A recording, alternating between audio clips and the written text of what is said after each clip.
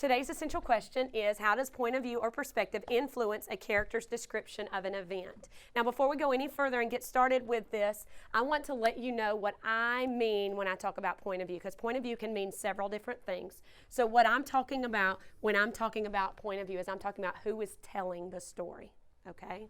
So as we go on with this lesson, I want you to realize that I'm talking about who is telling the story. So let's read that essential question again with that in mind. How does who is telling the story influence a character's description of an event? And as we go throughout this lesson, I hope that you're going to realize that the point of view really does affect how a story is told. Speaking of that, let's start with this right here. Take a look at these pictures. In these pictures, we have two little boys that are playing in the mud. Mom, who has been getting ready to go to the grocery store for about 45 minutes, arguing with sister about what she's going to wear to go to the grocery store, walks out thinking that the brothers are ready, and this is what she sees. And right behind her comes sister looking just like this. Looking at these pictures, what do you think they might be thinking? What do you think these boys are thinking right now? I'm just going to get a couple of your thoughts. What do you think the boys might be thinking right now? Alex? This is the best day.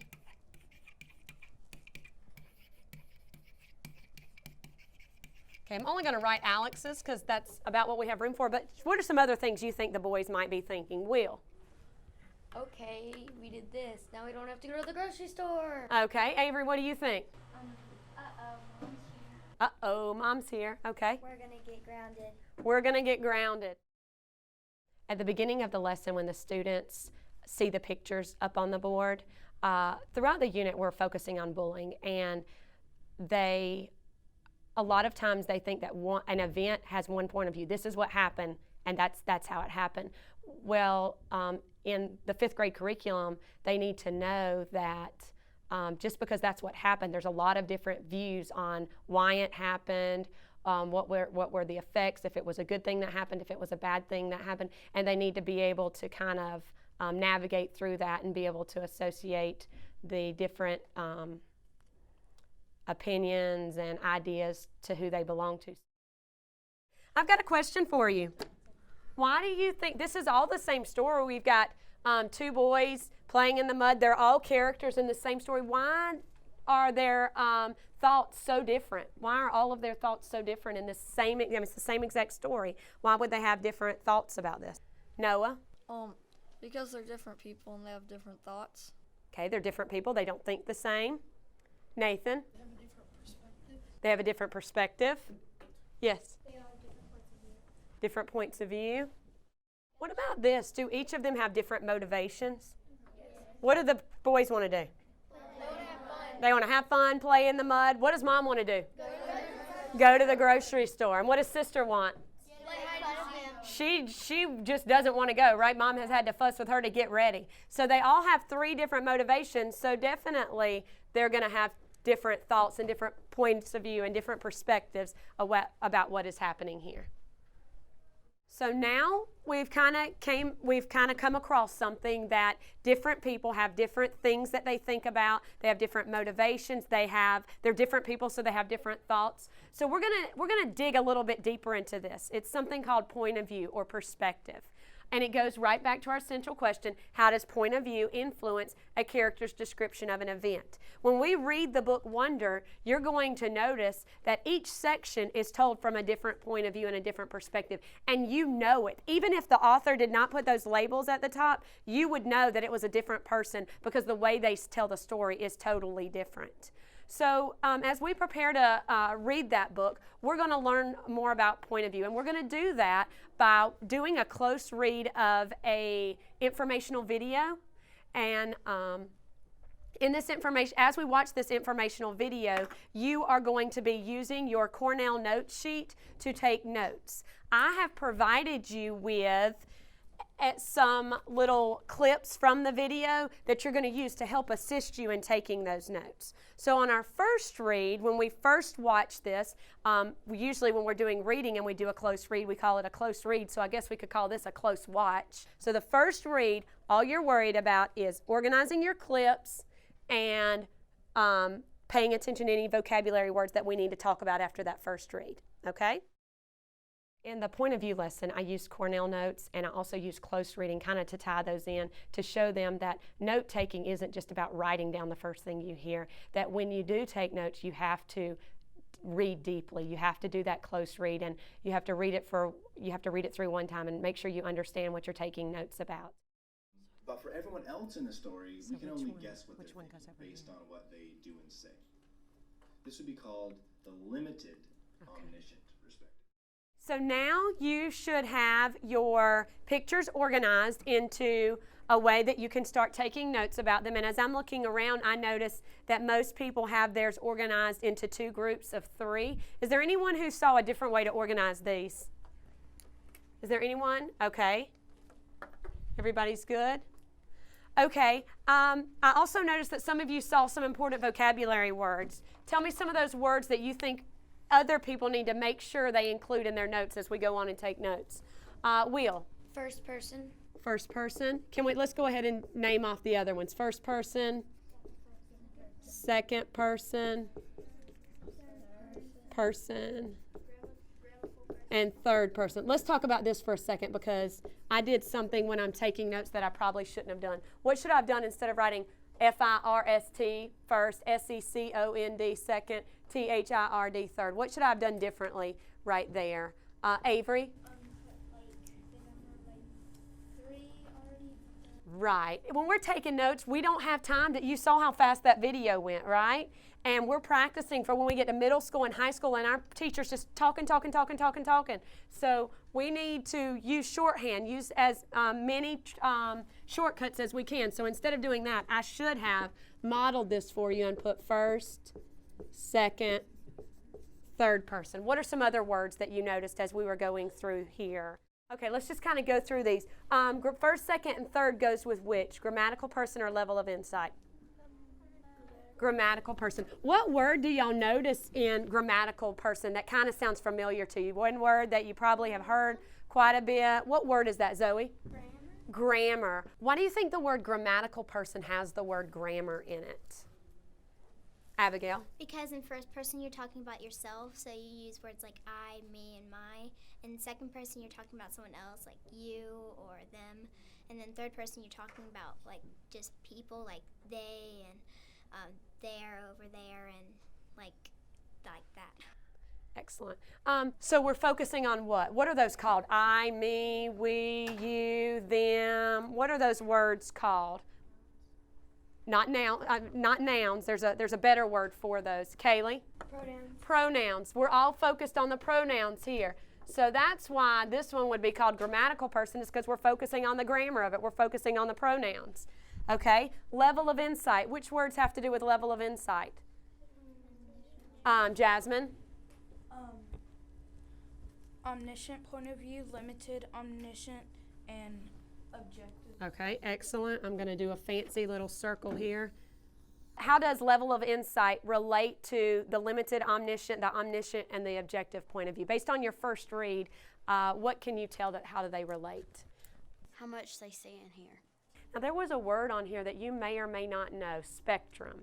Does anybody know what a spectrum is?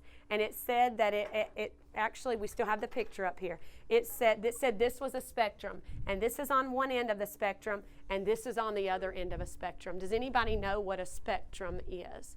What is a spectrum? Help us out, Will. The way you see something?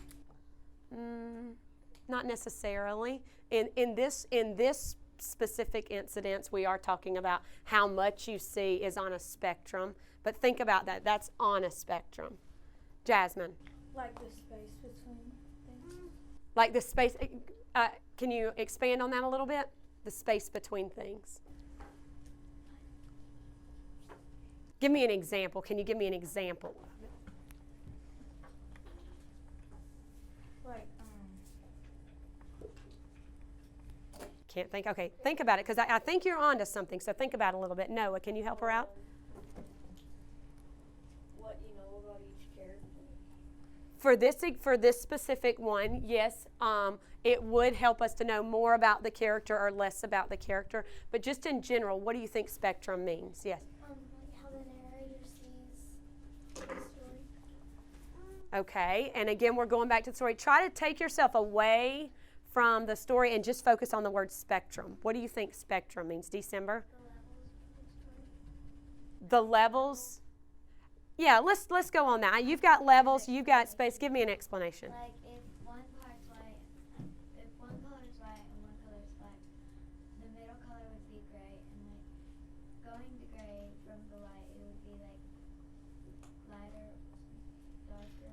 So you're kind of moving up the spectrum, yes. So you mentioned space. Spectrum is the difference between here and here. And as you go up the spectrum, it increases. And as you go down the spectrum, it decreases. So when you're talking about the level of insight, right here, we're like a camera. Like it can only see what you're doing. It can only hear what you're doing. But when we go all the way over here, thank goodness cameras can't do this. But when you go all the way over here, the narrator can see everything that every character's thinking and doing and saying and all of those things. So when we look at the spectrum, this is kind of like a volume key. We're taking the volume, this is all the way down, and then we're turning it up a little bit more till we get down here. So a spectrum can kind of be related to, I guess, a volume, if you're turning up the volume.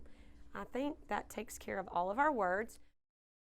Throughout the lessons, I use questioning to try to help the students get to where, not necessarily where I know I want them to go, but just to kind of dig deeper and make them think a little bit more. There's always, in some lessons, there's always a direction that I may want them to go, and I'll ask a question to kind of help them get there. They might get close themselves, but by asking that question, I can get them closer. Or sometimes I can use questioning. If they give me a wrong answer, I can use that questioning to help them rethink their answer and kind of go back through it. Now that you've watched the video for the third time and you've done your third read, I want you to take about 1 minute and I want you to make sure your notes are exactly like you want your notes to be. Then after that 1 minute period, I'm going to give you about 5 minutes to clarify your notes with your neighbors. You're going to share what you have, they're going to share what they have so that you can fill in any holes that you might have in your notes. So take about 1 minute and clarify your notes.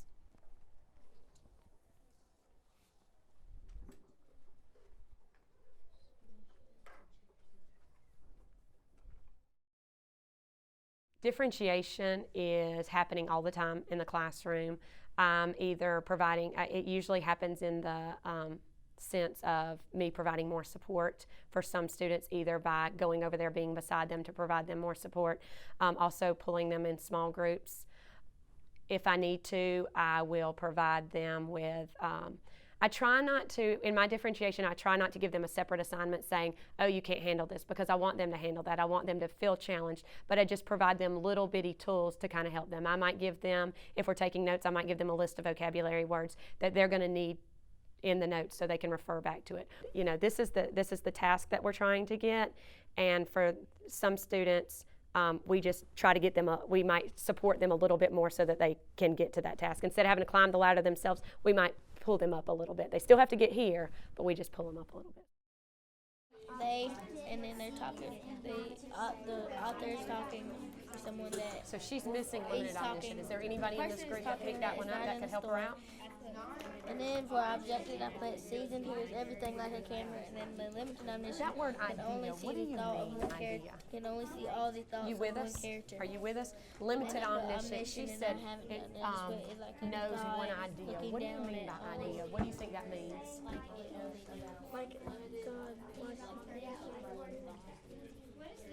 One thought, just in the whole story, it only knows one thought.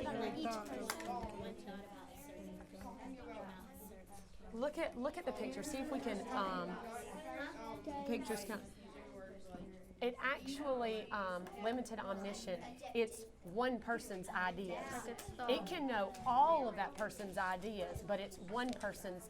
And let me use a different word to ideas. One person's thoughts. It can see in one person's head. It's kind of like if I were writing a story about this group, and the only person's head I could see inside of was Cole's. So now as we go further in this, and we're looking more at point of view in the book Wonder, I want you to pay attention to these points of view and how it affects how much you know as the reader.